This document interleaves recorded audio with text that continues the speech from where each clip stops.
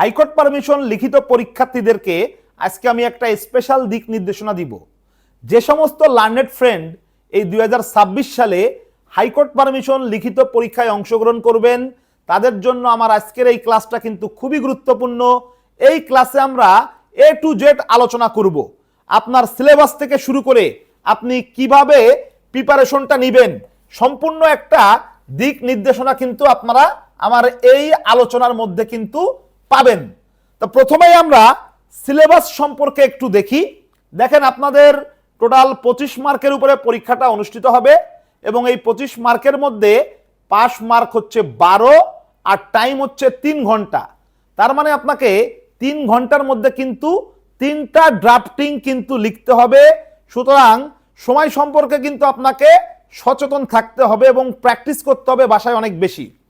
আচ্ছা, এরপরে আমরা দেখি আমাদের যে প্রশ্নের মান বন্টন, সেই প্রশ্নের মান বন্টনটা আমরা একটু বোঝার চেষ্টা করব। দেখেন, আমাদের গ্রুপ এ তে মার্কস হচ্ছে 8 এবং গ্রুপ এ তে সিভিল ড্রাফটিং থাকবে। এই সিভিল ড্রাফটিং এর মধ্যে আমাদের 2 ধরনের ড্রাফটিং কিন্তু লেখা লাগতে পারে। একটা হচ্ছে সিভিল আপিল এবং আরেকটা হচ্ছে কি সিভিল রিভিশন। এখন আসি যে আমাদের প্রশ্ন কেমন আসবে। প্রশ্নের মধ্যে কি উল্লেখ থাকবে যে আমাকে সিভিল আপিলের ড্রাফটিং করতে হবে নাকি সিভিল রিভিশনের ড্রাফটিং করতে হবে? প্রশ্নের মধ্যে কিন্তু এরকম উল্লেখ থাকতেও পারে, কিন্তু লাস্ট কয়েক বছরের প্রশ্ন যদি আমরা অ্যানালাইসিস করি তাহলে আমরা দেখতে পাই প্রশ্নের মধ্যে কিন্তু কোনো কিছু উল্লেখ করা থাকে না।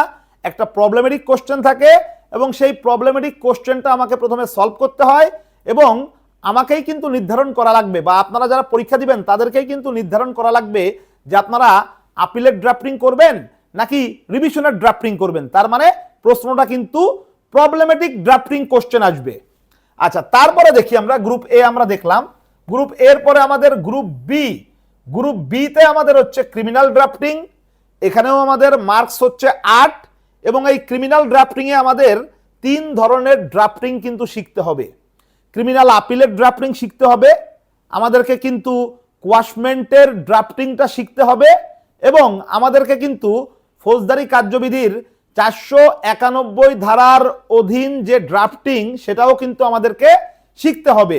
তার কারণ হচ্ছে যে এখানেও কিন্তু আমাদের প্রশ্নের মধ্যে কিন্তু উল্লেখ করা নাও থাকতে পারে যে আপনি কোন ড্রাফটিং করবেন, সেই ডিকটেশন কিন্তু নাও থাকতে পারে। তার মানে আপনাকে কি আপিলের ড্রাফটিং করতে হবে নাকি কোয়াশমেন্টের, নাকি আপনাকে সিআরপিসির 491 ধারার অধীনে ড্রাফটিং করতে হবে, এটা কিন্তু আপনাকে প্রশ্নটা পড়ে বুঝতে হবে। বোঝার পরে কিন্তু আপনি আসলে বুঝতে পারবেন বা ঠিক করতে পারবেন যে আপনাকে কোন ড্রাফটিংটা করতে হবে। গ্রুপ বি তেও আমাদের 8 মার্কস। চলে যাব গ্রুপ সি। গ্রুপ সি তে হচ্ছে আমাদের আসবে হচ্ছে রিট। এই রিটের যে ড্রাফটিং সেখানে কিন্তু আমাদের মার্কস কিন্তু বেশি, 9 মার্কস। এবং রিটের ক্ষেত্রে কিন্তু আপনারা দেখতে পাচ্ছেন যে আমাদের কিন্তু 5 প্রকারের রিট আছে। রিট অফ হ্যাভিয়াস কর্পাস, তারপরে হচ্ছে আপনার প্রশ্ন আসতে পারে রিট অফ ম্যান্ডামাস থেকে, আসতে পারে writ of prohibition, writ of certiorari এবং রিট অফ কোয়ারেন্টো। এবং এখানেও কিন্তু আপনাকে উল্লেখ নাও করে দিতে পারে যে আপনি আসলে কোন ড্রাফটিং করবেন। এখানেও কিন্তু আপনাকে প্রশ্ন পড়ে কিন্তু বোঝা লাগতে পারে যে আপনার আসলে কোন ধরনের ড্রাফটিংটা করতে হবে।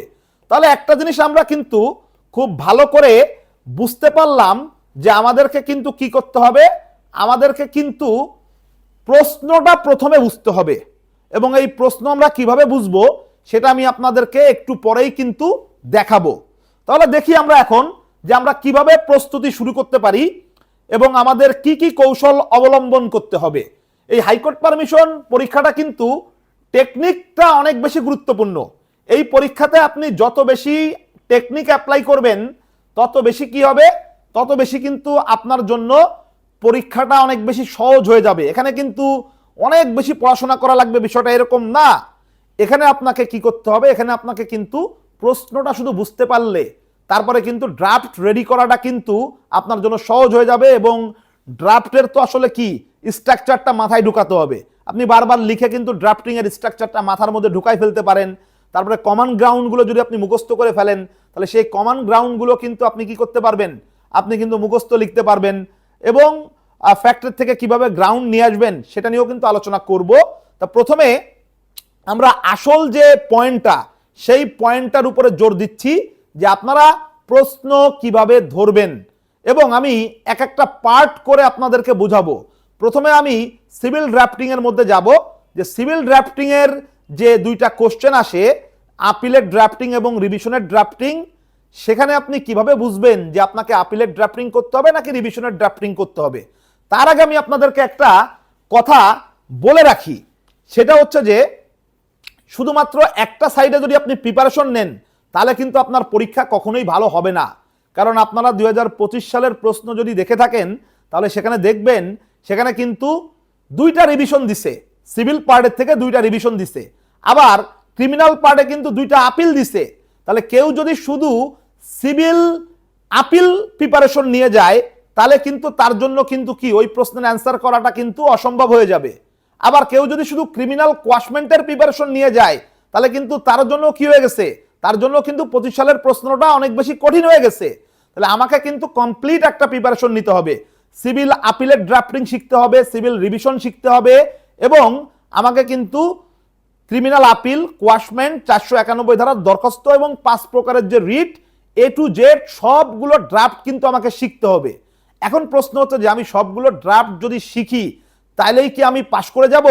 উত্তর কিন্তু না। সবগুলো ড্রাফট শিখলেই যে আপনি পাশ করে যাবেন বিষয়টা কিন্তু এরকম না। কোন ড্রাফটটা আপনাকে পরীক্ষার হলে করতে হবে আপনাকে তো প্রথমে সেটা বুঝতে হবে। আপনি যদি সেটা না ধরতে পারেন তাহলে কিন্তু আপনি কি হয়ে যাবে, দেখা গেল যে আপনার যে প্রবলেমেটিক কোশ্চেনটা আসছে সেই প্রবলেমেটিক কোশ্চেনের অ্যান্সার হচ্ছে যে আপনাকে সিভিল রিভিশনের ড্রাফটিং করতে হবে, কিন্তু আপনি মনে করছেন যে এখানে সিভিল আপিলের ড্রাফটিং করতে হবে এবং আপনি সিভিলের আপিলের ড্রাফটিংটা করে আসছেন, তাহলে কিন্তু আপনার পাস হবে না। কারণ প্রশ্নটা কিন্তু শুরুতেই কি হয়ে গেল, ওই প্রশ্নের অ্যান্সারটা কিন্তু শুরুতেই ভুল হয়ে গেল। তাহলে এখন আমি আসল পয়েন্টে আসি, যে আপনি কিভাবে বুঝবেন যে আপনাকে সিভিলের আপিলের ড্রাফটিং করতে হবে নাকি সিভিলের রিভিশনের ড্রাফটিং করতে হবে। এইটা বুঝতে গেলে আপনাকে কি কি জিনিস ভালো করে পড়তে হবে সেটা একটু আপনারা স্ক্রিনে খেয়াল করেন। দেখেন যে আপিলের ড্রাফটিং করতে হবে নাকি রিভিশনের ড্রাফটিং করতে হবে, এইটা বুঝতে গেলে কিন্তু আমাদেরকে কি করতে হবে, আমাদেরকে দেওয়ানি কার্যবিধির ধারা 96, ধারা 104 এবং আদেশ 43 বিধি 1 সম্পর্কে ভালো ধারণা রাখতে হবে। একটু খেয়াল করেন, নিম্ন আদালতের যে রায়, এই রায়টাকে দুইটা পার্টে ভাগ করা যায়। একটা হচ্ছে কি ডিক্রি এবং আর একটা হচ্ছে কি আদেশ। 96 ধারাতে কিন্তু বলে দিছে সাধারণত ডিক্রির বিরুদ্ধে কি করতে হয়, আপিল করতে হয়। তাহলে নিম্ন আদালত যদি ডিক্রি দেয় তাহলে ওই ডিক্রির বিরুদ্ধে আপনাকে কি করতে হবে, আপিল দায়ের করতে হবে। তাহলে আপনি প্রশ্ন যখন পড়বেন, পড়ার পর আপনি দেখবেন যে নিম্ন আদালত ডিক্রি দিছে না আদেশ দিছে।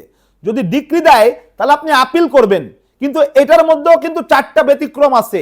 এই 4টা ব্যতিক্রম কি, তার মানে 4টা ডিক্রি আছে, এই 4টা ডিক্রির বিরুদ্ধে আবার আপিল করা যায় না। ওই 4টা ডিক্রির বিরুদ্ধে কেবলমাত্র আপনাকে কি করতে হবে, রিভিশন ফাইল করতে হবে। তাহলে সেই 4টা ডিক্রি আমরা একটু প্রথমে দেখে নিই। আপনারা স্ক্রিনে দেখতে পাচ্ছেন যে 4টা ডিক্রি আছে, এর মধ্যে প্রথমটা কি, প্রথমটা হচ্ছে আপোষ ডিক্রি। এই আপোষ ডিক্রির ক্ষেত্রে কিন্তু আপনাদেরকে রিভিশন ফাইল করতে হবে। তারপরে দেখেন সুনির্দিষ্ট প্রতিকার আইনের 9 ধারার অধীন দখল পুনরুদ্ধারের মোকদ্দমায় প্রদত্ত ডিক্রি, এই ডিক্রির ক্ষেত্রেও কিন্তু আপনাকে রিভিশন ফাইল করতে হবে। এরপরে খেয়াল করেন স্মল কজেস কোর্ট প্রদত্ত ডিক্রি, আর একটা হচ্ছে আপিল আদালত প্রদত্ত ডিক্রি। এই যে 4 নাম্বার যে পয়েন্টটা, এই 4 নাম্বার পয়েন্টটা কিন্তু আমরা প্রায় খেয়াল করি না। কারণ দেখেন প্রশ্নের মধ্যে কিন্তু এরকম থাকতে পারে যে প্রথম ডিক্রিটা আপনাকে কে দিছে, প্রথম ডিক্রিটা দিছে সহকারী জজ। সহকারী জজ প্রথম ডিক্রি দেওয়ার পরে ওইটার এগেইনস্টে আপনি কি করছেন, আপিল করছেন। কার কাছে আপিল করছেন, আপনি মনে করেন জেলা জজের কাছে আপিল করছেন। জেলা জজ আবারও ওই আপিলের মামলাতে ডিক্রি দিছে। এখন অ্যাপিলেট কোর্ট যদি ডিক্রি দেয় তাহলে সেই ডিক্রির বিরুদ্ধে আমাদেরকে কি করতে হবে, রিভিশন ফাইল করতে হবে। 2025 সালে কিন্তু এই প্রশ্নটা আসছিল, অনেকেই ধরতে পারেননি আপনারা। 2025 সালে কিন্তু সিনিয়র সিভিল জাজ একটা ডিক্রি দেয়, সেই সিনিয়র সিভিল জাজের ডিক্রির এগেইনস্টে জেলা জজের কাছে যখন আপিল করা হয়, জেলা জজ কিন্তু সেই আপিল মামলাতে যে রায় বা ডিক্রি দিছিল সেটার বিরুদ্ধে কিন্তু রিভিশন ফাইল করতে হবে। কিন্তু অনেকেই আপনারা এই প্রশ্নটা ধরতে পারেননি, আপনারা মনে করছেন যে দুইটা রিভিশন আসতে পারে, দুইটা মনে হয় রিভিশন না, একটা যেহেতু রিভিশন আইছে তাহলে আর একটা প্রশ্ন আপিল হবে, এইভাবে কিন্তু আপনার করা যাবে না।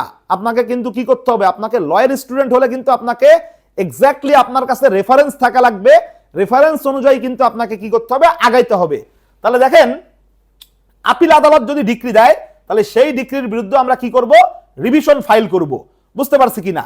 তাহলে এখন এইটা তো আমরা বুঝলাম, এখন আমাদেরকে আরেকটা জিনিস বুঝতে হবে। তাহলে ডিক্রির ক্ষেত্রে আমাদের কনসেপ্ট ক্লিয়ার যে সাধারণত ডিক্রির বিরুদ্ধে আমরা কি করব, আপিল করব। বাট আমি যদি প্রশ্ন পড়ার মধ্যে দেখি যে আদালত এই 4টা ডিক্রি দিছে, তখন আমি আপিলের ড্রাফটিং করব না, তখন আমি রিভিশনের ড্রাফটিং করব। এখন আসি, আদালতের রায় তো আমি প্রথমেই বললাম যে দুইটা ভাগে ভাগ করা যায়, একটা হচ্ছে ডিক্রি এবং আর একটা হচ্ছে আদেশ। আদেশের ক্ষেত্রে আমাদেরকে কি করতে হবে, নিম্ন আদালত যদি আদেশ দেয় তাহলে সেই আদেশের বিরুদ্ধে কখন আমরা আপিলের ড্রাফটিং করব আর কখন আমরা রিভিশনের ড্রাফটিং করব সেটা কিন্তু আমাদেরকে বুঝতে হবে। আর সেটা বুঝতে গেলে আমাদেরকে যে কাজটা করতে হবে সেটা হচ্ছে কি, যে সেটা বুঝতে গেলে আমাদেরকে যে কাজটা করতে হবে সেটার নাম হচ্ছে যে এই যে ধারা 104 এবং আদেশ 43 বিধি 1, এই আদেশ 43 বিধি 1 আর ধারা 104, এখানে কিন্তু অনেকগুলো আপিলযোগ্য আদেশ আছে। এই আপিলযোগ্য আদেশগুলো কিন্তু আমাদেরকে মাথার মধ্যে ভালোভাবে ঢুকাইতে হবে। তার মানে আমি বলতেছি এই আপিলযোগ্য আদেশগুলো কিন্তু আপনাকে মনে রাখতে হবে। তো এতগুলো আপিলযোগ্য আদেশ কিন্তু মনে রাখাটা কিন্তু কঠিন। প্রায় কিন্তু এখানে 104 ধারাতে 3টা আপিলযোগ্য আদেশ আর আদেশ 43 বিধি 1-এ প্রায় 25টা মতো আপিলযোগ্য আদেশ, ইন টোটাল 28টা মতো আপিলযোগ্য আদেশ কিন্তু আপনাকে মনে রাখতে হবে। এটা যদি আপনি মনে রাখতে পারেন তাহলে সিভিল পার্টের প্রশ্ন কিন্তু আপনার কোশ্চিন কালেও ভুল যাবে না ইনশাআল্লাহ। এবং এই আপিলযোগ্য আদেশগুলো মনে রাখাটা কঠিন, তো এইটার উপরে কিন্তু আমার ইউটিউব চ্যানেলে এবং আমাদের এই বোনাফাইড ল একাডেমির যে ফেসবুক পেজ, ওখানে কিন্তু আমার একটা স্পেশাল ভিডিও আছে, প্রায় 45 থেকে 50 মিনিটের ভিডিওটা। ওখানে কিন্তু আমি কি করেছি, একেবারে সবগুলো আপিলযোগ্য আদেশ উদাহরণ সহকারে সুন্দর করে কিন্তু বুঝিয়ে দিয়েছি। ওই ভিডিওটা যদি আপনারা দেখেন তাহলে কিন্তু আপনাদের আপিলযোগ্য আদেশ কোনগুলো এটা বুঝতে কিন্তু সমস্যা হবে না এবং এটা মনেও থাকবে। তা যাই হোক, আমি এই প্রসঙ্গে আর কথা বাড়াচ্ছি না। আমি এখন একটা গুরুত্বপূর্ণ জিনিস আমি আপনাদেরকে দেখাবো। দেখেন, আপনারা মনে করেন যে এটা বুঝলেন যে ভাই আমি তো পড়লাম, আমি তো আপিলযোগ্য আদেশগুলো মনেও রাখলাম, কিন্তু আদালতের যে মানে পরীক্ষার হলে যে প্রশ্নটা আমাদের আসবে, প্রশ্নটা তো আসলে অনেক বড় প্রশ্ন। তো এত বড় প্রশ্ন পড়তে পড়তেই তো আমার কি হয়, এত বড় প্রশ্ন পড়তে পড়তেই তো আমার পুরো সময়টা চলে যায়। তাই এরকম ক্ষেত্রে আমি আসলে কিভাবে বুঝবো বা সহজে আমি কিভাবে বুঝবো, এখন আমি আপনাদেরকে দেখাবো। পুরো প্রশ্ন না পড়ে শুধুমাত্র প্রশ্নের যে ম্যাটেরিয়াল পার্ট, প্রশ্নের যে গুরুত্বপূর্ণ অংশ বা চুম্বক অংশ, এক কথায় আমি যদি বলি যে প্রশ্নের মধ্যে যেই জায়গায় ট্রায়াল কোর্ট, নিম্ন আদালত তার রায়টা দিছে, ওই রায়টা যদি আপনি বোঝেন তাহলেই কিন্তু আপনি বুঝে ফেলতে পারবেন যে আপনাকে আপিলের ড্রাফটিং করতে হবে নাকি আপনাকে রিভিশনের ড্রাফটিং করতে হবে। আমি এখন আপনাদেরকে দেখেন হাতে কলমে দেখাচ্ছি, বিষয়টা কিন্তু খুবই সহজ। হ্যাঁ, অনেকেই কিন্তু ভালোভাবে হয়তোবা ইংরেজি পড়ে বোঝে না, না বুঝলেও আপনি এটা ধরতে পারবেন।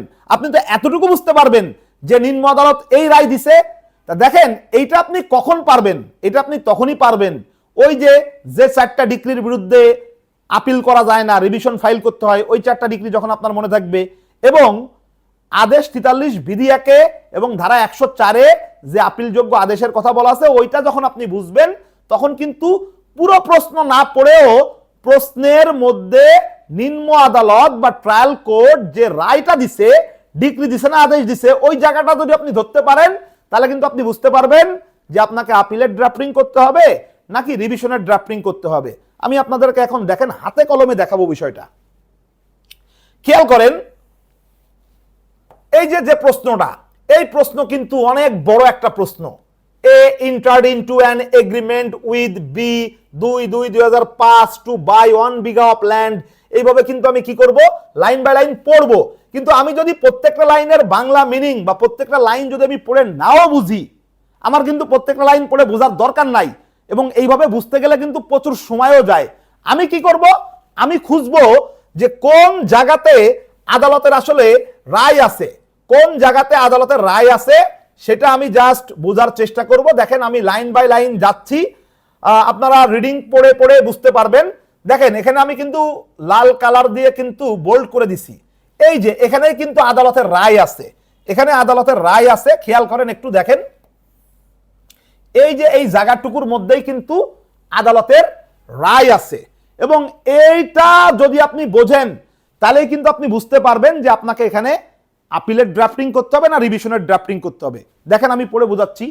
On consideration of the evidence adduced by the parties the learned, দেখেন দ্য লার্নেড জয়েন্ট ডিস্ট্রিক্ট জাজ ডিক্রিড, লার্নেড জয়েন্ট ডিস্ট্রিক্ট জাজ কি করছে? ডিক্রি দিছে, decreed the suit on the findings that the contract between A and B is a valid one and A was always ready to perform his part of the contract and A was entitled to a decree for a specific performance of the contract as she had the knowledge of the registered sale deed।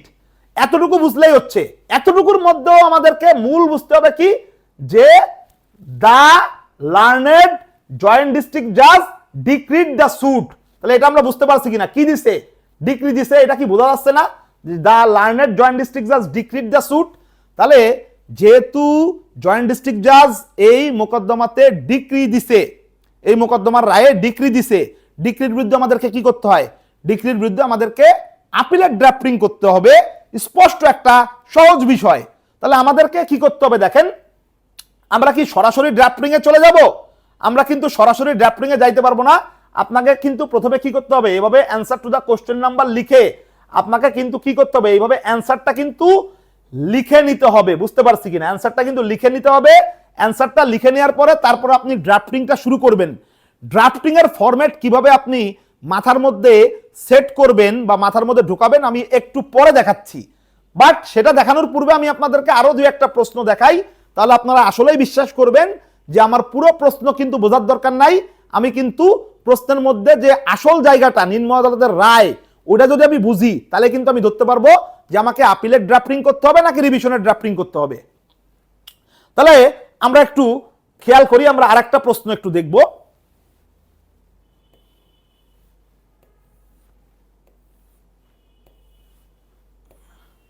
আমি আপনাদেরকে 25 সালের প্রশ্নটা একটু দেখাতে চাচ্ছি, এই জন্য আমি একটা প্রশ্ন স্কিপ করলাম যাতে করে আপনাদের জন্য সুবিধা হয়।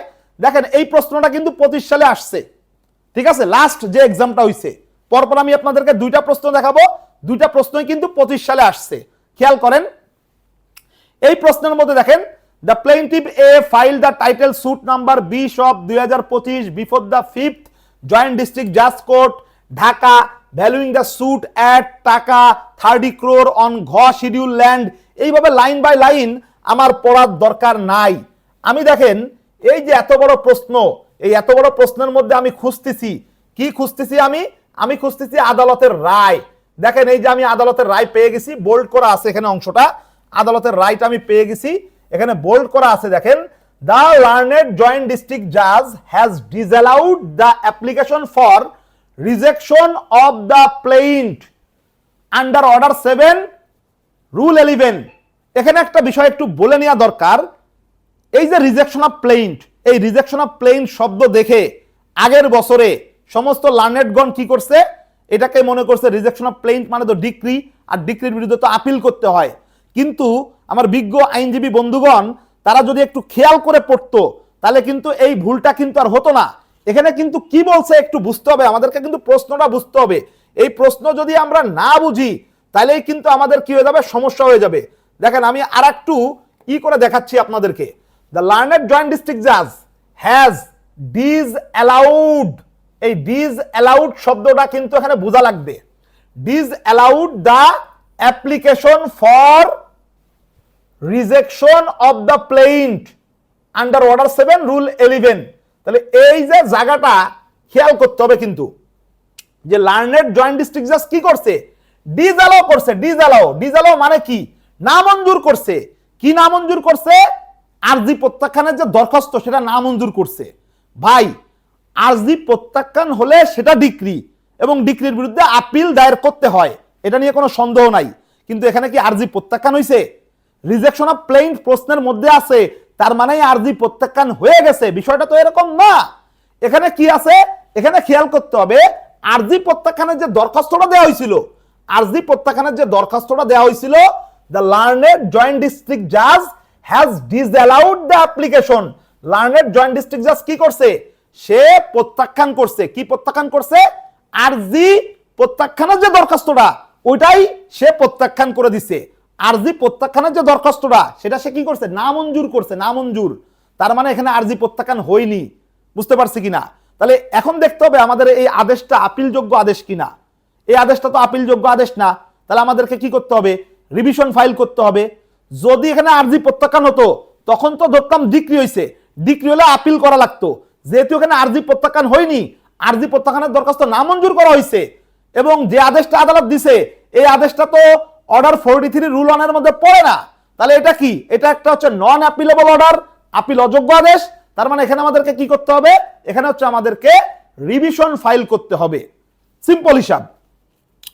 আসলে এতগুলো প্রশ্ন দেখাতে গেলে আমরা সবকিছু কভার করতে পারবো কিনা সেটা আমি বলতে পারতেছি না। আমি জাস্ট আপনাদেরকে আরেকটা প্রশ্ন তারপরও দেখাচ্ছি।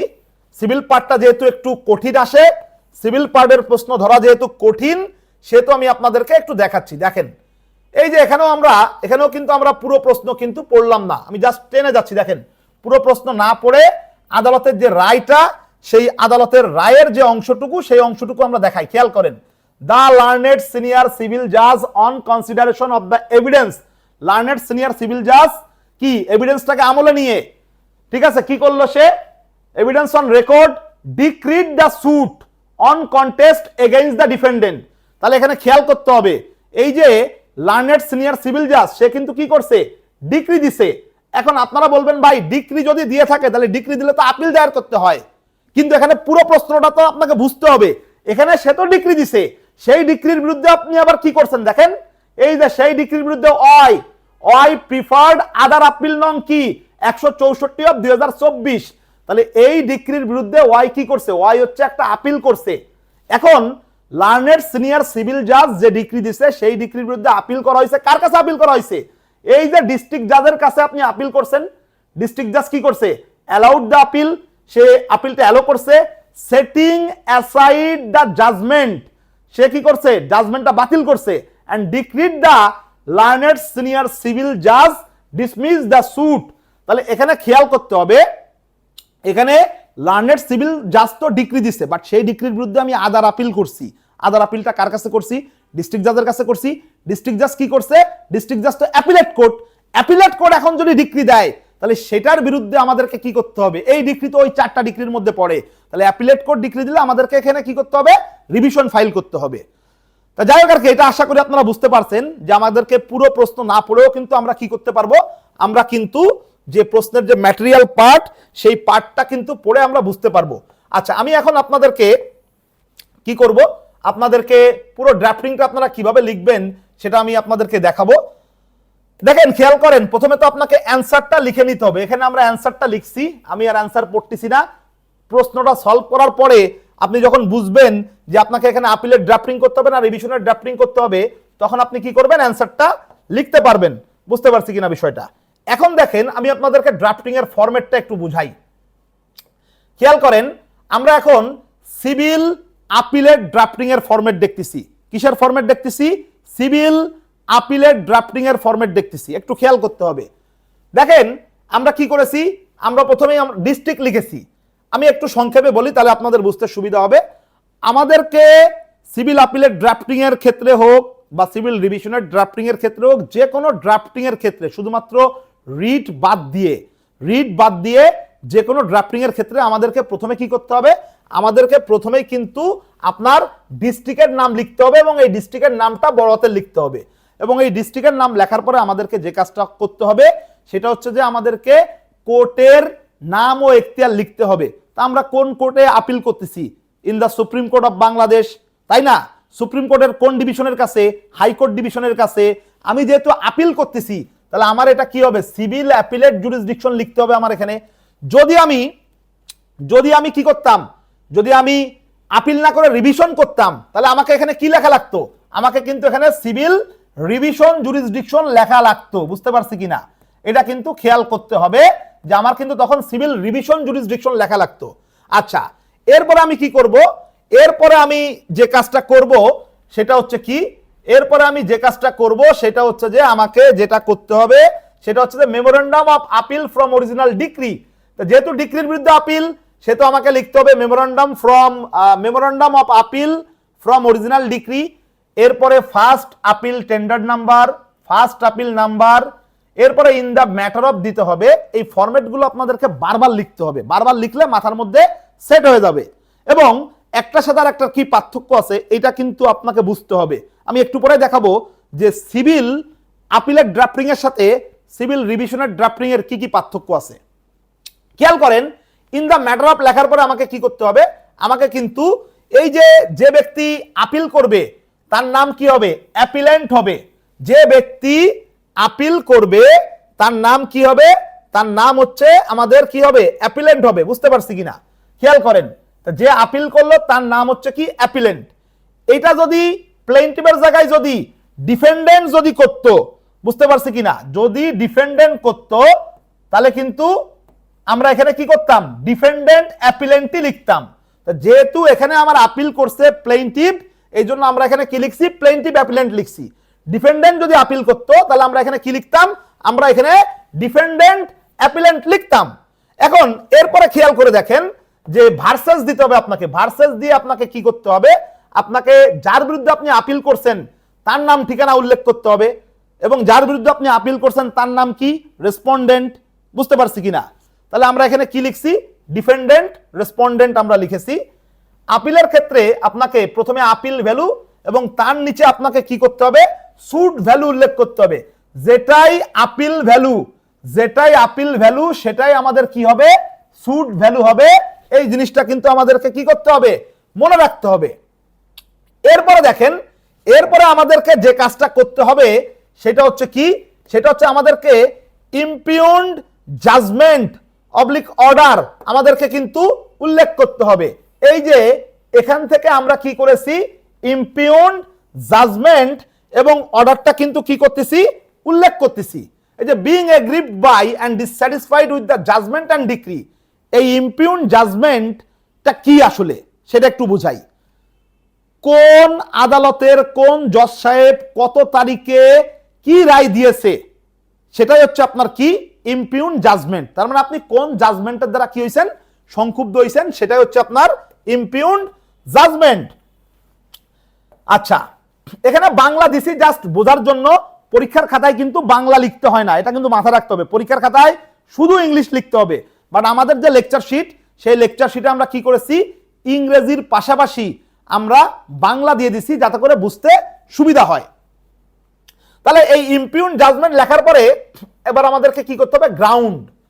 এই যে গ্রাউন্ড, এই গ্রাউন্ডের মধ্যে আপনার কিছু কমন গ্রাউন্ড কিন্তু আপনি সব আপিলের ড্রাফটিং এ লিখতে পারবেন, কমন কিছু গ্রাউন্ড। এই যে এখানে যে গ্রাউন্ড গুলো দিছে আমি আর পড়তেছি না, এগুলো কিন্তু সব কি কমন গ্রাউন্ড, এগুলো সব হচ্ছে আমার কমন গ্রাউন্ড। তো এই যে কমন গ্রাউন্ড, এই কমন গ্রাউন্ড গুলো যদি আমার মুখস্থ থাকে তাহলে কিন্তু আমার যে প্রশ্নই আসুক না কেন, সিভিল আপিলের ড্রাফটিং যদি আমি করি তাহলে একটা সিভিল আপিলের ড্রাফটিং এর কমন গ্রাউন্ড আমি অন্য সিভিল আপিলের ড্রাফটিং এ লিখতে পারবো। এখন কথা হচ্ছে যে আমাকে শুধু কমন গ্রাউন্ড লিখলেই হবে না, কমন গ্রাউন্ড লিখলেই হবে না, আপনি 3-4টা কমন গ্রাউন্ড মুখস্থ রাখবেন, আর 1-2টা গ্রাউন্ড আপনি ফ্যাক্টের থেকে নিয়ে আসবেন। আপনার যে পরীক্ষার প্রশ্ন, ওই প্রশ্নে তো একটা ঘটনা থাকবে, সেই ঘটনা থেকে যদি আপনি 1-2টা যদি গ্রাউন্ড নিয়ে আসতে পারেন তাহলে তো আপনার কাজ হয়ে গেল। তো এই জিনিসটা কিন্তু খেয়াল রাখতে হবে আর কি। আমরা মামলা করার ক্ষেত্রেও কিন্তু শুরুতে কি করি, শুরুতে কিন্তু আমরা কিছু কমন গ্রাউন্ড কিন্তু লিখি। তাহলে এই যে রোমান সংখ্যা I, 2, তারপর হচ্ছে আপনার 3, 4, এই 5, এগুলো কিন্তু সবই কমন গ্রাউন্ড। বুঝতে পারছি কিনা, 6, এই যে 7 নাম্বারটা দেখতেছেন, এইটাই শুধুমাত্র আমরা ফ্যাক্টের থেকে নিয়ে আসছি। এই যে এইটা আমরা শুধু ফ্যাক্টর থেকে নিয়ে আসছি 7 নাম্বারটা, বাকি যে 6টা, এই 6টা কিন্তু কমন গ্রাউন্ড ছিল আমাদের। আচ্ছা, এরপরে আসি এরপরে আমরা চলে আসি এই যে লাস্টের যেটা দেখতেছেন, এটাও কিন্তু একটা কমন গ্রাউন্ড। এখানে বলা আছে যে আমরা আপিলটা টাইম মতো করেছি, সুতরাং নিম্ন আদালতের রায় ডিক্রি বাতিল হওয়া দরকার বা বাতিল হওয়া উচিত। আচ্ছা, একটা ইম্পর্টেন্ট তথ্য এখন আপনাদেরকে মাথার মধ্যে রাখতে হবে, সেটা হচ্ছে যে আমাদেরকে যে কাজটা করতে হবে সেটা হচ্ছে যে, খেয়াল করেন, সিভিল আপিলে কিন্তু আমার কি নাই, সিভিল আপিলে কিন্তু আমার প্রেয়ার নাই। বুঝতে পারছি কিনা? প্রেয়ার নাই, এই জিনিসটা কিন্তু মাথায় রাখতে হবে। প্রেয়ার নাই সিভিল আপিলে। সিভিল আপিলে যেটা আছে সেটা হচ্ছে কি, সার্টিফিকেট। এবং এই সার্টিফিকেট এটা কমন, এটা আপনার শুধু মনে রাখতে হবে আর কি। এটা মনে রাখলে আপনি যে কোনো সিভিল আপিলের ড্রাফটিং এ এই সার্টিফিকেট আপনি লিখে দিতে পারবেন। আচ্ছা, এরপরে আমাদের সিভিল আপিলের মধ্যে কি করতে হবে, সার্টিফিকেট লেখার পরে আমাদেরকে কি করতে হবে, লিস্ট অফ পেপারস আমাদেরকে দিতে হবে। তো এইগুলো ফরম্যাটেরই অংশ, আমি আর এইগুলো নিয়ে বেশি বিস্তারিত কথা বলতেছি না। এখন আমি আপনাদেরকে দেখাচ্ছি একটা সিভিল রিভিশনের যে ড্রাফটিং এর ফরম্যাট, সেখানে আমি শুধু পার্থক্যগুলো দেখাই দিই। দেখেন পার্থক্য কি কি আছে। দেখেন ডিস্ট্রিক্ট ঢাকা একই, in the supreme court of Bangladesh, high court division. পার্থক্য কিন্তু এখানে একটা পার্থক্য আছে আমাদের, সিভিল রিভিশনাল জুরিসডিকশন, এখানে কিন্তু আমরা লিখছিলাম সিভিল অ্যাপিলেট জুরিসডিকশন, এখানে এটাও কিন্তু আমাদের সিভিল আপিলে নাই। এটাও একটা পার্থক্য যে আমাদের এখানে সিভিল রিভিশন নাম্বার লিখতে হবে। তারপরে অন্যতম আর একটা পার্থক্য কি, এই যে 115(1), এখানে দুইটা বিষয়। একটা হচ্ছে আপনাকে বুঝতে হবে কখন 115(1) হবে আর কখন আপনাকে 115(4) লিখতে হবে, সেটা আপনাকে বুঝতে হবে। তো এটা আমি এখন আর বোঝাচ্ছি না, জাস্ট আমি আপনাদেরকে হিন্টস দিয়ে দিলাম যে আপনাকে বুঝতে হবে যে কখন 115(1) আপনি লিখবেন আর কখন 115(4) লিখবেন। সেকেন্ড রিভিশনের বিধান আছে আমাদের দেওয়ানি কার্যবিধিতে, ঠিক আছে? যখন আপনি সেকেন্ড রিভিশন করবেন তখন আপনাকে 115(4), তার মানে কি, অলরেডি একটা রিভিশন প্রথমে জেলা জজের কাছে করা হয়েছে, জেলা জজ ওই রিভিশনের মামলাতে যদি রায় দেয়, সেটার এগেইনস্টে যদি আমি হাইকোর্টে আসি, তখন আমাকে কি করতে হবে, 115(4) লিখতে হবে। আচ্ছা, আমি আর এখানে বেশি সময় নষ্ট করতেছি না, এক ক্লাসে তো আসলে সব বোঝানো সম্ভব না, জাস্ট আমি আপনাদেরকে হিন্টস দিয়ে দিচ্ছি। এখানে কিন্তু আমাদের কিন্তু সিভিল আপিলের সাথে কিন্তু একটা পার্থক্য আছে। দেখেন এখানে কিন্তু আমাদের কি করতে হবে, আমাদেরকে এই জায়গাটা কিন্তু পার্থক্য। আমরা কিন্তু যে আপিল করে তাকে বলতাম অ্যাপিলেন্ট, আর যে রিভিশন করবে তাকে আমরা কি বলবো, পিটিশনার বলবো। এটা যদি ডিফেন্ডেন্ট করে তাহলে ডিফেন্ডেন্ট পিটিশনার, যদি এটা আপনার কি করে প্লেইনটিফ করে তাহলে প্লেইনটিফ পিটিশনার হবে। আচ্ছা, ঠিক তেমনি যার বিরুদ্ধে রিভিশন ফাইল করব তাকে আমরা বলবো অপোজিট পার্টি। বাট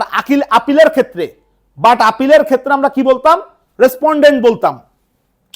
এরপরে আমাদেরকে ঠিক একইভাবেই কি করতে হবে, ইমপিউন্ড যে জাজমেন্ট, সেই ইমপিউন্ড জাজমেন্টটা আমাদেরকে দিতে হবে, যেটা সিভিল আপিলেও দেয়া লাগছে। এরপরে দেখেন আমাদেরকে এখানেও কিন্তু একটু চেঞ্জ আছে। এখানে আমাদের যে চেঞ্জ আছে সেটা হচ্ছে কি, আমাদেরকে প্রথমে কি করতে হবে, অ্যাপ্লিকেশন ভ্যালু লিখতে হবে। এখানে আমরা কি করছিলাম, আপিলে কিন্তু আমরা কি করছি, আপিল ভ্যালু লিখছি না, এখানে কিন্তু আমরা আপিল লিখছিলাম। বাট রিভিশনের ক্ষেত্রে আমাদেরকে কি করতে হবে, রিভিশনের ক্ষেত্রে কিন্তু আমাদেরকে অ্যাপ্লিকেশন ভ্যালু লিখতে হবে। বুঝতে পারছি কিনা বিষয়টা? আচ্ছা, এরপরে দেখেন, এরপরে এখানে আরেকটা গুরুত্বপূর্ণ বিষয় যেটা মার্ক করে দেয়াই লাগবে, যেটা আমাদের সিভিল আপিলে ছিল না। এই যে to Mister Justice Zubair Rahman Chowdhury, the honourable chief justices of Bangladesh and his companion justices of the said honorable court, the humble petition of the petitioner named above most respectfully। এই যে জিনিসটা আপনারা দেখতে পাচ্ছেন, এটা হচ্ছে যে চিফ জাস্টিসকে সম্বোধন করা লাগবে আপনার সিভিল রিভিশনে, বাট সিভিল আপিলের ড্রাফটিং এ কিন্তু এটা ছিল না। এটা কিন্তু একটা সিভিল আপিলের সাথে রিভিশনের পার্থক্য। এই যে এটা আর একটা পার্থক্য, সেটা হচ্ছে যে সিভিল রিভিশনের ক্ষেত্রে কিন্তু আমাদেরকে কি করতে হবে, সিউত লিখতে হবে। সিউতটা কি, সিউত হচ্ছে ঘটনার একটা ধারাবাহিক বিবরণ। বুঝতে পারছি কিনা, সিউত হচ্ছে ঘটনার ধারাবাহিক বিবরণ। আমি আর লিখলাম না, কারণ লিখতে গেলে এখন সময় নষ্ট হবে, আসলে অনেক আরো আলোচনা বাকি আছে। এই সিউত আমরা পরবর্তীতে আলোচনা করব। আমাদের যে কোর্স আছে সেই কোর্সের ক্লাসগুলোতে আমরা এগুলো ডিটেলস আলোচনা করি। জাস্ট আমি আপনাদেরকে দেখালাম সিউত হচ্ছে কি, সিউত হচ্ছে ঘটনার বিবরণ। তারপর আমি সংক্ষেপে বলতেছি ঘটনার বিবরণটা কি। আপনার যে মোকদ্দমাতে আপনার প্লেইনটিফের যে বর্ণনা, তারপর হচ্ছে আপনার ডিফেন্ডেন্টের যে বর্ণনা, তারপরে এই মোকদ্দমা কিভাবে এই আপনার হাইকোর্টের কাছে আসলো, এটার একটা ধারাবাহিক বিবরণ, এটাকেই হচ্ছে সিউত বলে।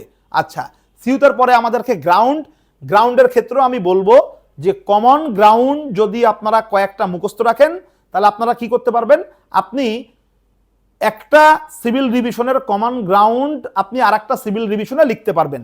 তো এইটা নিয়ে আমি আর কথা বাড়াচ্ছি না, আমরা যেহেতু আজকে A to Z একটা ডিরেকশন দিব বলছি, তো A to Z ডিরেকশনের দিকেই আমরা কিন্তু আগাচ্ছি, যে আমরা একটা A to Z ডিরেকশন দিব। খেয়াল করেন, আমাদের এই গ্রাউন্ডের পরে আমাদের যেটা করতে হবে সেটা হচ্ছে যে আমাদেরকে প্রেয়ার লিখতে হবে, প্রেয়ার। এবং এই প্রেয়ারের ক্ষেত্রেও আমি আপনাদেরকে একই কথাই বলবো, সেটা হচ্ছে যে আপনি একটা প্রেয়ার যদি মুখস্থ করেন, একটা সিভিল রিভিশনের প্রেয়ার তো আপনি আরেকটা সিভিল রিভিশনে লিখতেই পারবেন। ইভেন আপনি একটা প্রেয়ার যদি ভালো করে মুখস্থ করেন, দেখবেন যে কিছু কিছু জায়গায় চেঞ্জ আছে। সিভিল রিভিশনের প্রেয়ার আপনি দেখবেন যে আপনি কিছু জায়গা চেঞ্জ করে আপনি ক্রিমিনাল আপিলের মধ্যে লিখতে পারতেছেন, ক্রিমিনাল আপিলের প্রেয়ারে কিছু জায়গা চেঞ্জ করে আপনি কোয়াশমেন্টের মধ্যে লিখতে পারতেছেন। তা এটা আপনারা বুঝবেন আস্তে আস্তে, যখন আপনি একটা প্রেয়ার ভালোভাবে আয়ত্ত করবেন তখন আপনি দেখবেন যে আসলে কি কি জায়গায় চেঞ্জ বা কি কি জায়গায় পরিবর্তন আছে।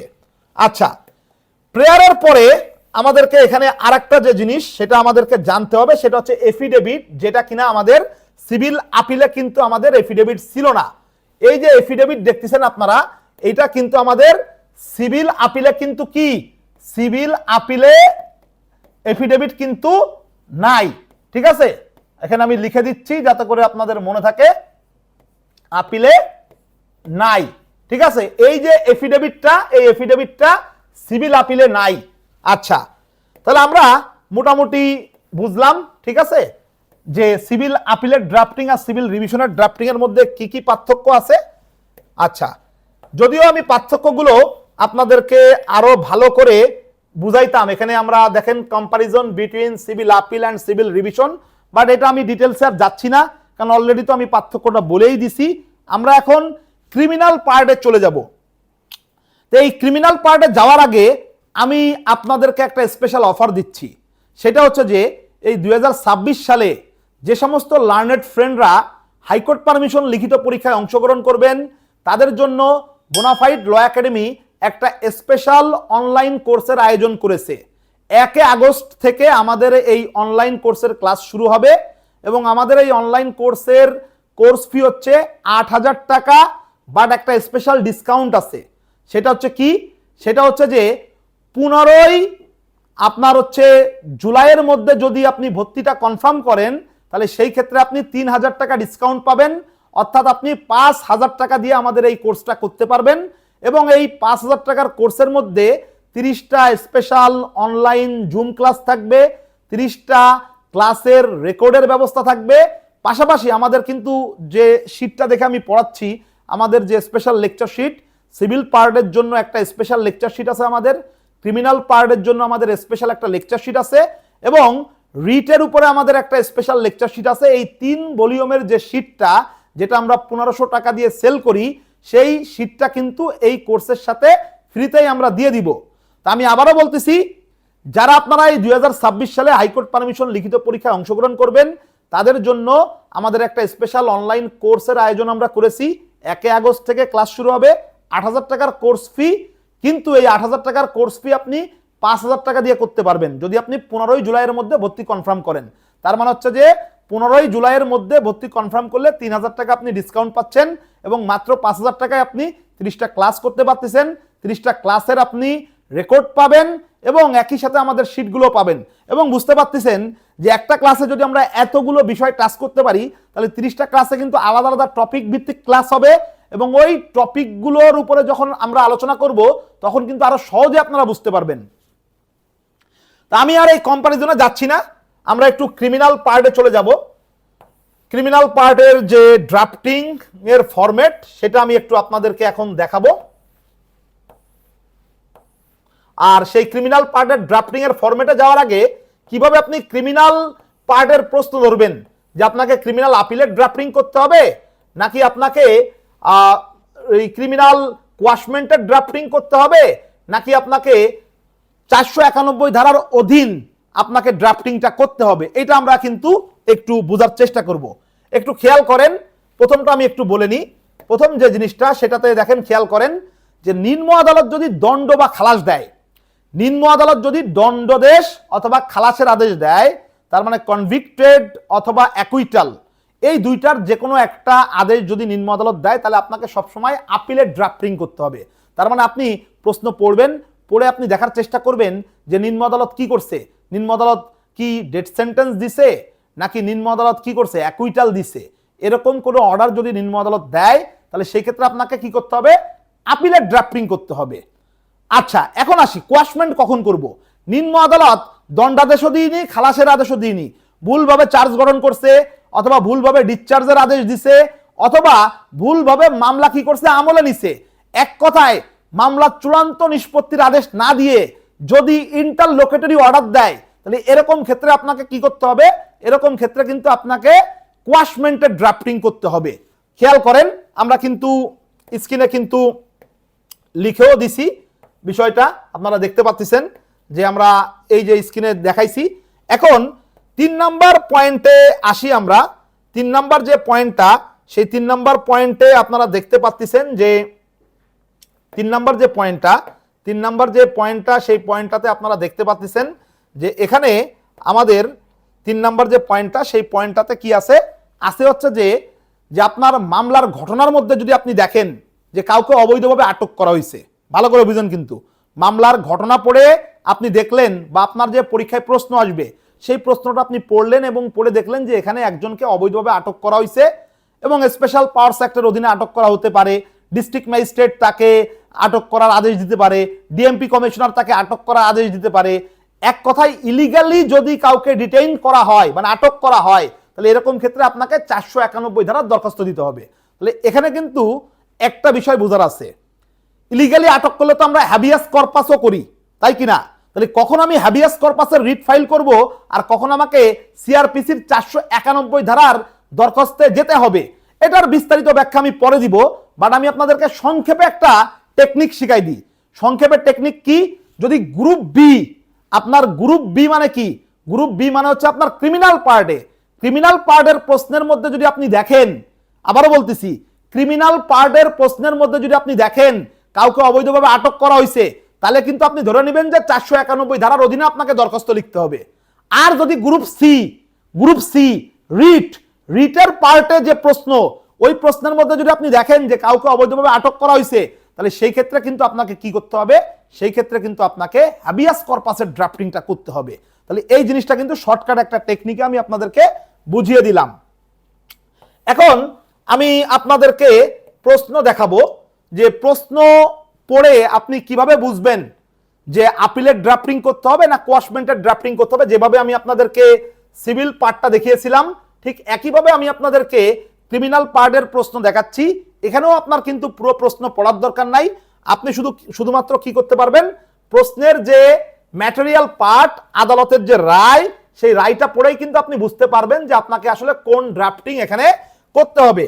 আপনাকে কি এখানে আপিলের ড্রাফটিং করতে হবে নাকি আপনাকে এখানে কোয়াশমেন্টের ড্রাফটিং করতে হবে। খেয়াল করেন, দেখেন, দ্য লার্নেড অ্যাডিশনাল সেশন জাজ Jhalakathi on 14/6/2022 with findings inter alia that charges against the accused got well proved in the evidences, facts and circumstances of the case, convicted, তাহলে কি করছে, দণ্ড দিছে না, কনভিক্টেড, এখানে কি আছে, এখানে লেখা আছে convicted A B C and D under section এত এত, ঠিক আছে, 302 read with section 34 of the penal code and sentenced, আবারও দেখেন ভালো করে খেয়াল করেন, sentenced each of them death and fine, তাহলে ডেথ সেন্টেন্স দিছে।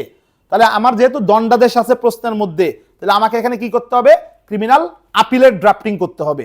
সময় থাকলে আমি আপনাদেরকে আরো দুই একটা প্রশ্ন দেখাইতাম, বাট আমি সময় স্বল্পতার কারণে এখন আমি আপনাদেরকে আর এই প্রশ্ন আমি দেখাতে চাচ্ছি না।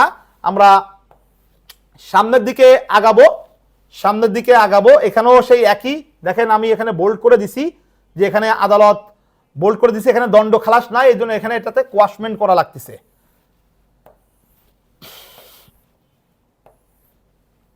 আচ্ছা, একটা ক্লাসে আসলে এত বেশি আলোচনা করাটা কঠিন, আমি জাস্ট আপনাদেরকে এখন দেখাই, আর একটা ইম্পর্টেন্ট জিনিস দেখাই।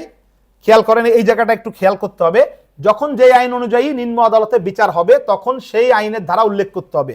তার মানে আপনি কখন সিআরপিসির 408 ধারা উল্লেখ করবেন, কখন সিআরপিসির 410 ধারা উল্লেখ করবেন, কখন নারী শিশুর 28 ধারা উল্লেখ করবেন, কখন আপনি স্পেশাল পাওয়ারস অ্যাক্টের 30 ধারা উল্লেখ করবেন, সেটা কিন্তু আপনাকে বুঝতে হবে। তার মানে যেই আইন অনুযায়ী বিচার হবে সেই আইনে আপিলের জন্য যে ধারা আছে সেই ধারাটা আপনাকে উল্লেখ করতে হবে। আর এখানে আমি জাস্ট দেখালাম না, জাস্ট আমি আপনাদেরকে বলে দিলাম, এটা একটু খেয়াল রাখলে হবে, ঠিক আছে? এটাই খেয়াল রাখলে হবে। যেখানে দেখেন বিশেষ আইনের ক্ষেত্রে নারী শিশুতে 28 ধারা, বিশেষ ক্ষমতা আইনে 30 ধারা, তারপরে শিশু আইনে 41 ধারা, শিশু আইনে 41 ধারা, মাদকদ্রব্য নিয়ন্ত্রণ আইনে 53 ধারা, তারপর হচ্ছে মানি লন্ডারিং প্রতিরোধ আইনে হচ্ছে আপনার 16 ধারা। তো এরকম করে কি হবে, এরকম করে আপনাকে খেয়াল রাখতে হবে যে কোন আইন অনুযায়ী বিচার হয়েছে, সেই আইনের ওই ধারাটা কিন্তু আপনার মনে থাকা লাগবে। এখন দেখেন ক্রিমিনাল আপিলের যে ড্রাফটিং, সেই ড্রাফটিং এর ফরম্যাট আমি একটু আপনাদেরকে দেখাই। এখানেও প্রথমে আমাদেরকে ডিস্ট্রিক্টের নাম উল্লেখ করতে হবে, এটা কমন নাম, ডিস্ট্রিক্টের নাম in the supreme court of Bangladesh, তার নিচে হাইকোর্ট ডিভিশন। এরপর আমরা এখানে যেহেতু ক্রিমিনাল আপিল করতেছি, তাহলে আমাদেরকে কি লিখতে হবে, লিখতে হবে হচ্ছে ক্রিমিনাল অ্যাপিলেট জুরিসডিকশন, তার নিচে আমাদেরকে কি লিখতে হবে, ক্রিমিনাল আপিল নাম্বারটা আমাদেরকে লিখতে হবে, কিসের এগেইনস্টে আমি আপিল করতেছি সেটা উল্লেখ করতে হবে। দেখেন এই যে আমরা এখানে ধারাটা উল্লেখ করছি না, এই জায়গাটা কিন্তু একটু বোঝার আছে। যদি এটা নারী শিশু হতো তাহলে কিন্তু এখানে আমরা 410 ধারার পরিবর্তে 28 ধারা উল্লেখ করতাম। কিসের 28 ধারা উল্লেখ করতাম? তখন কিন্তু এই যে কোড অফ ক্রিমিনাল প্রসিডিউর না হয়ে এটা কিন্তু হইতো না, তখন কিন্তু হইতো কি, এই যে নারী ও শিশু, আমি আর পুরোটা লিখলাম না, বুঝতেই পারতেছেন আপনারা, ঠিক আছে?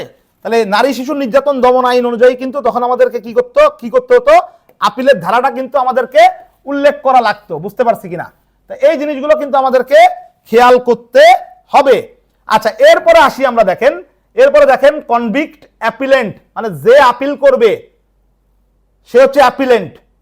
তাহলে কনভিক্টেড ব্যক্তি যদি আপিল করে তাহলে কনভিক্ট অ্যাপিলেন্ট লিখতে হবে, ভার্সেস দিয়ে আমরা কি করব, রেসপন্ডেন্টের নাম ঠিকানা আমরা লিখব। এবং এখানে স্টেট তো আপনার কি হবে, স্টেট হচ্ছে আপনার রেসপন্ডেন্ট হবে, স্টেটের সাথে আপনি আরো একজন দুইজনের নাম আপনি কি করতে পারেন, চাইলে উল্লেখ করতে পারেন। এরপর দেখেন এখানে আমাদেরকে কি করতে হবে, এইটা হচ্ছে আমাদের কি, এটা হচ্ছে আমাদের ইমপিউন্ড জাজমেন্ট। বুঝতে পারছি কিনা? এইটা হচ্ছে আমাদের কি, এইটা হচ্ছে খেয়াল করেন যে এইটা হচ্ছে আমাদের ইমপিউন্ড জাজমেন্ট। বুঝতে পারছি কিনা? কোন রায়ের মাধ্যমে আমি সংক্ষুব্ধ হইছি, খেয়াল করেন, কোন আদালতের কোন জজ সাহেবের কত তারিখের রায়ে আমি সংক্ষুব্ধ হইছি সেটাই কিন্তু এখানে আমাদেরকে কি করতে হবে, উল্লেখ করতে হবে। বুঝতে পারছি কিনা? আচ্ছা, তারপরে দেখেন আমাদেরকে কি করতে হবে, ক্রিমিনাল যে আপিল সেখানে আমাদেরকে চিফ জাস্টিসকে সম্বোধন করতে হবে। চিফ জাস্টিসকে সম্বোধন করার পরে আমাদেরকে অবশ্যই কি করতে হবে, আমাদেরকে অবশ্যই সিউত লিখতে হবে।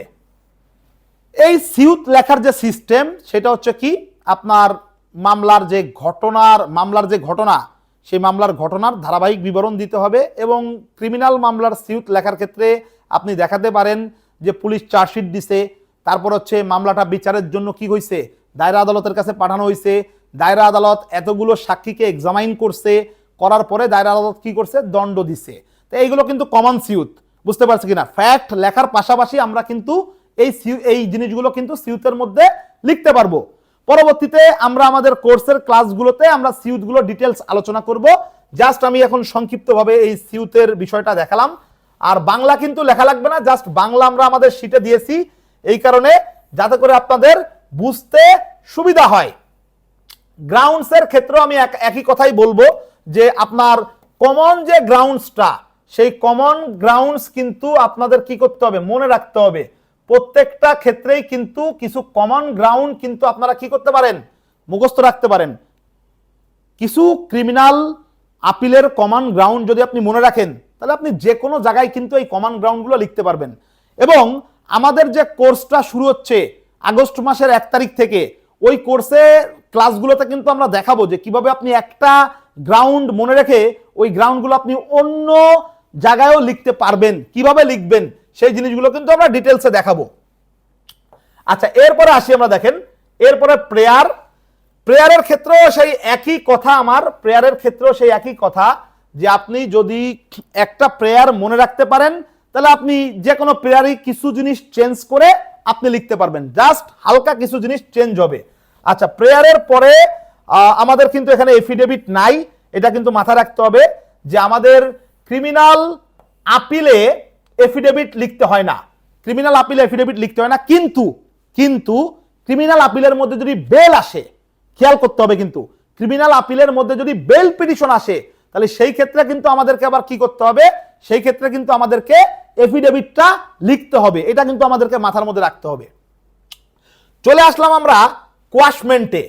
কোয়াশমেন্টের সাথে আমাদের কি পার্থক্য আছে সেটা আমরা একটু দেখাবো। দেখেন, কোয়াশমেন্টও তো আমাদেরকে ডিস্ট্রিক্ট লিখতে হবে, in the supreme court of Bangladesh, এই জিনিসগুলো তো আমাদেরকে লিখতে হবে, হাইকোর্ট ডিভিশন লিখতে হবে, এই জায়গাটা কিন্তু আমাদের কি আছে, পার্থক্য আছে। এখানে খেয়াল করেন, ক্রিমিনাল মিসসেলেনিয়াস জুরিসডিকশন, এইটা কিন্তু আমাদের কি ছিল, ক্রিমিনাল আপিলেট জুরিসডিকশন ছিল। এখানে কি ছিল, ক্রিমিনাল আপিল নাম্বার ছিল, এখানে হচ্ছে কি, ক্রিমিনাল মিসকেস নাম্বার। এবং এই যে ধারার যে বিষয়টা, এটা আপনারা দেখতে পাচ্ছেন 561 এ, কোয়াশমেন্টের ক্ষেত্রে আমাদেরকে একাধিক ধারা মনে রাখার দরকার নাই, একটাই ধারা 561 এ আমাদেরকে সব সময় লিখতে হবে। এরপরে আসি, দেখেন এরপরে আমরা দেখব, খেয়াল করেন যে যে ব্যক্তি কোয়াশমেন্টের পিটিশন দায়ের করবে তার নাম হবে কি, তার নাম হবে পিটিশনার। এই জায়গাটা কিন্তু আপিলের ক্ষেত্রে কি ছিল, আপিলের ক্ষেত্রে এখানে কিন্তু ছিল অ্যাপিলেন্ট। আর যার এগেইনস্টে কোয়াশমেন্টটা আমি দায়ের করব তার নাম কি হবে, তার নাম হবে হচ্ছে অপোজিট পার্টি। তাহলে এই জায়গায় কি ছিল, এই জায়গায় আপিলের ক্ষেত্রে কিন্তু রেসপন্ডেন্ট ছিল, মনে আছে কিন্তু রেসপন্ডেন্ট ছিল। আচ্ছা, কোয়াশমেন্টে আমাদেরকে এরপরে ইমপিউন প্রসিডিংস লিখতে হবে, এটা একটা গুরুত্বপূর্ণ পার্থক্য। আপিলে কিন্তু আমরা কি করছিলাম, আপিলে কিন্তু আমরা এখানে কি লিখছিলাম, ইমপিউন জাজমেন্ট লিখছিলাম, বাট কোয়াশমেন্টের ক্ষেত্রে কিন্তু জাজমেন্ট হয় না, কোয়াশমেন্টের ক্ষেত্রে ইমপিউন প্রসিডিংস। আবারও বলতেছি আমি, কোয়াশমেন্টের ক্ষেত্রে জাজমেন্ট হবে না, কোয়াশমেন্টের ক্ষেত্রে হচ্ছে ইমপিউন প্রসিডিংস, এটা খেয়াল রাখতে হবে। প্রসিডিংস মানে হচ্ছে কার্যধারা। তারপরে দেখেন, কোয়াশমেন্টের ক্ষেত্রেও কিন্তু আমাদেরকে চিফ জাস্টিসকে সম্বোধন করতে হবে, এটা আমাদের আপিলের ক্ষেত্রেও করা লাগছে। তারপরে আমাদেরকে সিউত লিখতে হবে, সিউত লিখতে হবে। সিউত লেখার ক্ষেত্রে কিন্তু আপিলে আমরা যে ধরনের টেকনিক অবলম্বন করছি, একই টেকনিক আমাদেরকে অবলম্বন করতে হবে। কোয়াশমেন্টে আর একটা জিনিস কিন্তু আমাদেরকে দেয়া লাগে, সেটা হচ্ছে অ্যানেক্সার। আচ্ছা, এটা নিয়ে আর এখন কথা বলতে চাচ্ছি না, এটা একটা কমন জিনিস। এরপরে দেখেন, এরপর আমাদেরকে কোয়াশমেন্টের ক্ষেত্রেও আমরা কি করতে পারবো, একই সিস্টেম, কমন গ্রাউন্ড আমরা সব জায়গায় লিখতে পারবো। আচ্ছা, তারপরে দেখেন, এই গ্রাউন্ডের পরে আমরা চলে যাচ্ছি প্রেয়ার। প্রেয়ারের ক্ষেত্রে তো আমি আপনাদেরকে বলছি, ক্রিমিনাল আপিলের যে প্রেয়ার আর ক্রিমিনাল কোয়াশমেন্টের যে প্রেয়ার একই, শুধুমাত্র অল্প একটু জায়গায় চেঞ্জ আছে, ঠিক আছে? সেটা আমি এখন দেখাচ্ছি না, পরবর্তীতে আমাদের ক্লাসে দেখাবো যে কোন জায়গাটুকুতে চেঞ্জ আছে। জাস্ট এখন আমি একটা A to Z গাইডলাইন দিচ্ছি এই ভিডিওতে, তার কারণ হচ্ছে প্রত্যেকটা জিনিস এইভাবে দেখাতে গেলে ভিডিওটা 2 ঘন্টার হয়ে যাবে, আর 2 ঘন্টার ভিডিও হয়ে গেলে তখন আর লোড দিতে পারবো না। তা যাই হোক আর কি, এফিডেভিট এটা কিন্তু ক্রিমিনাল আপিলে ছিল না, ঠিক আছে? ক্রিমিনাল আপিলে, ঠিক আছে, এটা কি নাই, ঠিক আছে? এফিডেভিট ক্রিমিনাল আপিলে ছিল না, এটা কোয়াশমেন্টে লিখতে হবে। এবং একই সাথে বলে দিই, আমাদের এফিডেভিট লিখতে হবে হচ্ছে সিভিল রিভিশনে, আমাদের এফিডেভিট লিখতে হবে কোন জায়গায়, এফিডেভিট লিখতে হবে হচ্ছে আমাদের কোয়াশমেন্টে, এফিডেভিট আমাদের লিখতে হবে বেল পিটিশনে, এফিডেভিট আমাদেরকে লিখতে হবে হচ্ছে কোথায়, রিটে। এখানে আমরা দেখাতে চাইছিলাম আর একটু সুন্দর করে যে comparison between criminal appeal drafting format and quashment drafting format. Already আপনারা এটা বুঝে ফেলছেন, এটাতে আমি আর যাচ্ছি না, কারণ ভিডিওটা 1 ঘন্টার বেশি হয়ে গেলে তখন আর এটার মধ্যে কনসেন্ট্রেশন দেওয়াটা আপনাদের জন্য কঠিন হয়ে যাবে। আচ্ছা, দেখেন, এটা আমি আপনাদেরকে বলছি যে কখন আমরা 491 ধারা অনুযায়ী করব। তো এই ফ্যাক্টটা আপনারা দেখতে পাচ্ছেন, এখানে আমি সংক্ষেপে বলি। দেখেন, the deputy commissioner Dhaka purported to act under special powers act. দেখেন, এখানে কিন্তু স্পেশাল পাওয়ারস অ্যাক্টের কথা আছে, এবং এর থেকেও বড় কথা এই যে ডিটেনশন আছে। দেখেন, detention against a for this detention in Dhaka central jail, পুরোটা পড়লাম না। অবৈধভাবে যদি কাউকে আটক করা হয় এবং এরকম কোনো কিছু যদি আপনি ঘটনার মধ্যে পান এবং গ্রুপ বির মধ্যে যদি এই প্রশ্ন থাকে, তাহলে 491 ধারা অনুযায়ী আপনাকে কি করতে হবে, ড্রাফটিংটা তখন করতে হবে। 491 ধারা ড্রাফটিং এ কিছু চেঞ্জ আছে, কিছু পরিবর্তন আছে, সেটা একটু সংক্ষেপে বলে দিই।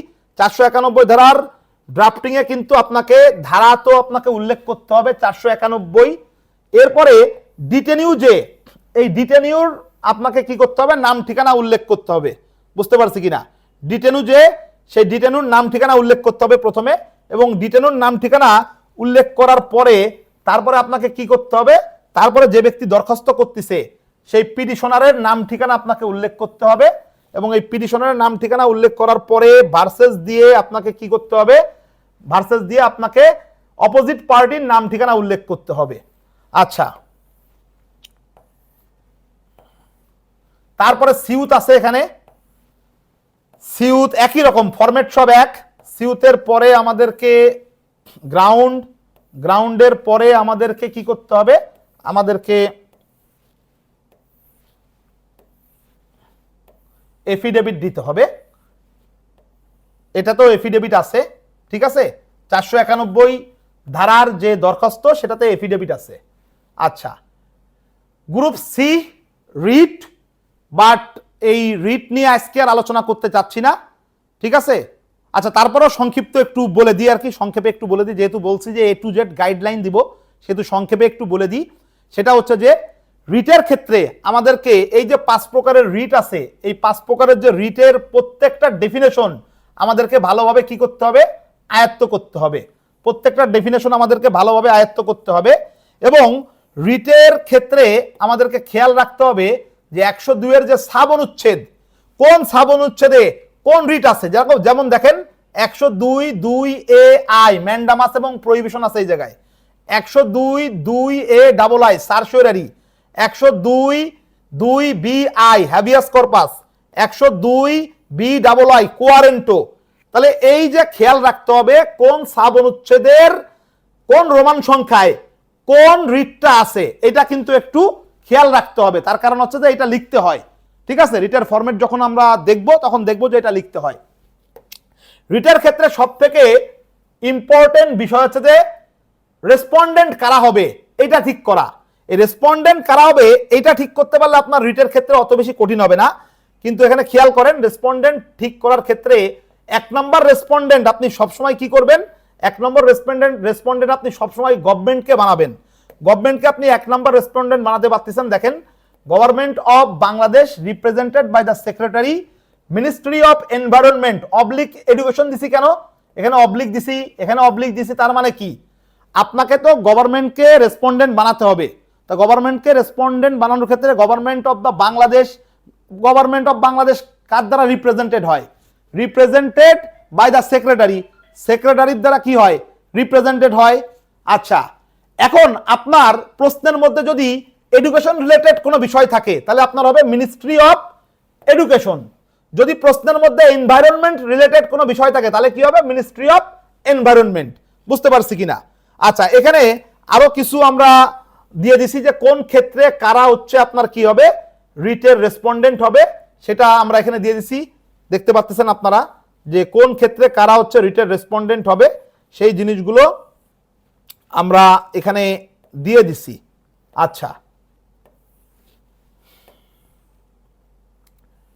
তা আমি রিটের যে স্ট্রাকচার সেই স্ট্রাকচারটা আজকে আর আলোচনা করতে চাচ্ছি না। রিটের আপনাদের টোটাল হচ্ছে 5 ধরনের রিট আসে। এই 5 ধরনের রিটের স্ট্রাকচার সেম, শুধুমাত্র অনুচ্ছেদটা চেঞ্জ হবে, আর 2-1টা জায়গায় হ্যাবিয়াস কর্পাস যে রিটটা এইটাতে আপনার ডিটেনিউ যে তার নাম ঠিকানা দিতে হবে, আর বাকি ক্ষেত্রে রিটে তেমন কোনো চেঞ্জেস নাই।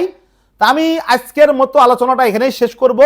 বাট আমার আলোচনা শেষ করার পূর্বে আমি আপনাদেরকে আবারও আমাদের যে স্পেশাল অফারটা, সেই স্পেশাল অফারটা দিচ্ছি। সেটা হচ্ছে যে আমরা বোনাফাইড ল একাডেমির পক্ষ থেকে যারা আপনারা 2026 সালে হাইকোর্ট পারমিশন লিখিত পরীক্ষায় অংশগ্রহণ করবেন, অর্থাৎ যে সমস্ত লার্নেড ফ্রেন্ড 2026 সালে হাইকোর্ট পারমিশন লিখিত পরীক্ষায় অংশগ্রহণ করবেন, তাদের জন্য আমরা একটা স্পেশাল অনলাইন কোর্সের আয়োজন করেছি। আমি জানি আপনারা খুবই ব্যস্ত, মামলা মোকদ্দমা বা কোর্ট কাছারির কাজে ব্যস্ত থাকেন, তা সুতরাং আপনাদের জন্য অনলাইন ক্লাসটা কিন্তু খুব ভালো হবে।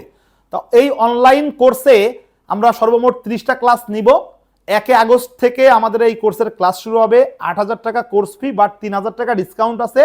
15ই জুলাইয়ের মধ্যে যদি আপনি ভর্তি হন তাহলে 3,000 টাকা ডিসকাউন্ট পাবেন। এবং আমাদের এই কোর্সের সাথে কিন্তু দেখতে পাচ্ছেন যে আমরা যে শীট থেকে পড়াচ্ছি টোটাল 450 পৃষ্ঠার একটা শীট, ঠিক আছে, 3টা ভলিউমে করা।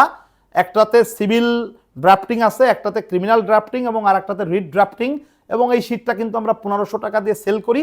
এটাও কিন্তু আপনারা এই কোর্সের সাথে ফ্রিতেই পাবেন। এবং এই শীটের অন্যতম বৈশিষ্ট্য ইংরেজির পাশাপাশি, কারণ ইংরেজিতে তো অনেকেরই একটু কি আছে, ভয় আছে, তো ইংরেজির পাশাপাশি আমরা বাংলাটা দিয়ে দিচ্ছি যাতে করে আপনাদের ইংরেজি বুঝতে সুবিধা হয়। তাহলে আজকের মতো আমি বিদায় নিচ্ছি।